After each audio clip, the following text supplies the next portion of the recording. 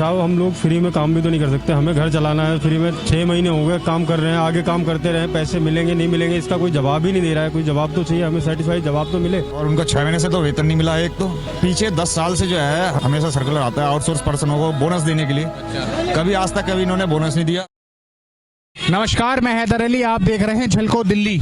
आज के दौर में जहां रोजगार मिलना बेहद ही मुश्किल हो पा रहा है, लोगों को नौकरी नहीं मिल रही, लोग दर बदर भटक रहे हैं, ऐसे में जो लोग पहले से नौकरी पेशा है, नौकरी कर रहे हैं, उन्हें 4 से 5 महीने का भी वेतन नहीं मिल रहा।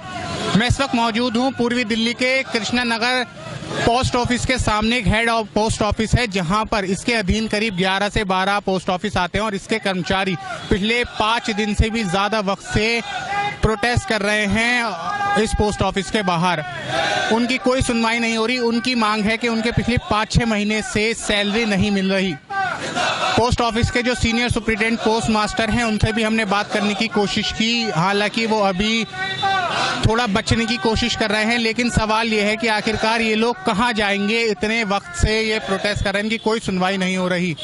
और ये पहली बार नहीं है, इससे पहले भी कई बार ऐसा हो चुका है। बात करने की कोशिश करेंगे, क्या है पूरा मामला, इस बारे में बताएं पहले। जी, हमारी यहाँ 6 महीने से तनख्वाह नहीं मिल रही है।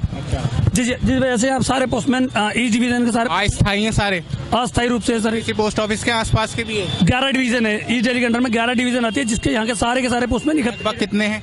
लगभग 250 प्लस है। तो क्या अब तक कार्रवाई हुई है इतने दिन में? अभी तक डिपार्टमेंट ने हमारे बारे में कुछ भी नहीं सोचा। वो सिर्फ और सिर्फ हमें आश्वासन देने के लिए आते हैं। वो यूँ कहते हैं कि 15 दिन की तनख्वाह ले लीजिए। जब भी हम खड़े होते हैं तभी हमारी आवाज को दबाने की कोशिश करी जाती है। कितने महीने की रुकी वेतन? 6 महीने की। 6 महीने की, जी हाँ। तो कोई आपने सीनियर लीडर से बात करने की कोशिश की? हमने सीनियर लीडर से भी बात करी, हमारे एसएसपी सर हैं उनसे भी बातचीत करी, पर लेकिन हमारी बात का कोई सलूशन नहीं निकला है।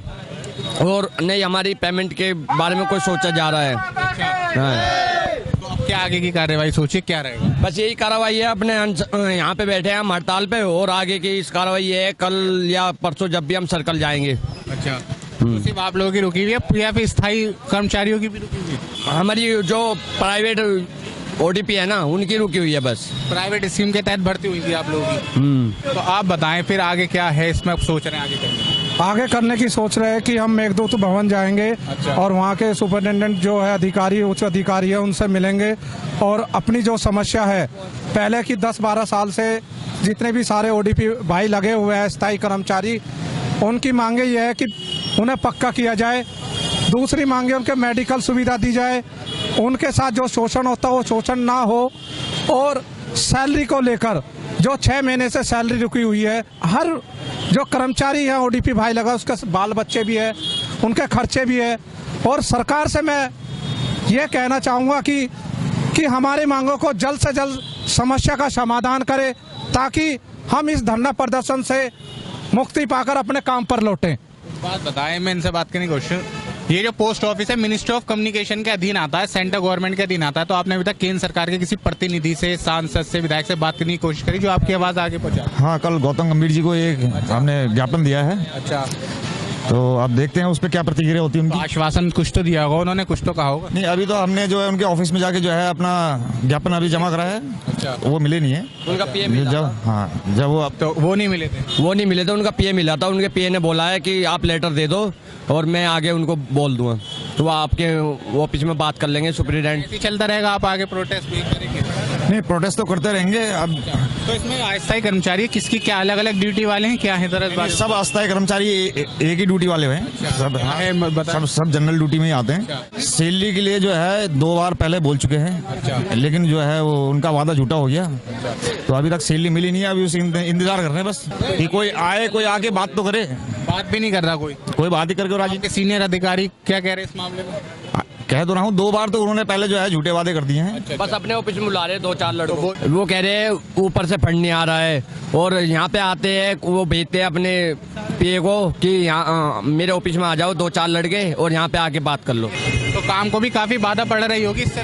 बिल्कुल सर, काम तो रुका हुआ है, काफी लोग तो परेशान हो रहे हैं। बिल्कुल परेशान है सब। तो आपको उम्मीद है इससे थोड़ा परेशानी होगी तो काम होने में फायदा होगा, आपका आसानी से सैलरी मिलेगी? साहब हम लोग फ्री में काम भी तो नहीं कर सकते, हमें घर चलाना है। फ्री में 6 महीने हो गए काम कर रहे हैं, आगे काम करते रहे, पैसे मिलेंगे नहीं मिलेंगे इसका कोई जवाब ही नहीं दे रहा है। कोई जवाब तो चाहिए, हमें सेटिस्फाइड जवाब तो मिले एटलीस्ट। ऐसे दौर में जहां पर लगातार बेरोजगारी बढ़ रही है, ऐसे में जो कर्मचारी हैं उन्हें भी सैलरी मिलना मुश्किल हो रही है। ऊपर से कोई आधिकारिक तौर पर कोई औपचारिक रूप से बयान नहीं आ रहा कि फंड्स की कमी है या फिर कर्मचारी ज्यादा हो गए हैं। इसी तरह की हम आगे भी चल के और बात करेंगे और इस पूरे मामले में क्या मसला है, क्या जड़ है, इसको पता करने की कोशिश करेंगे।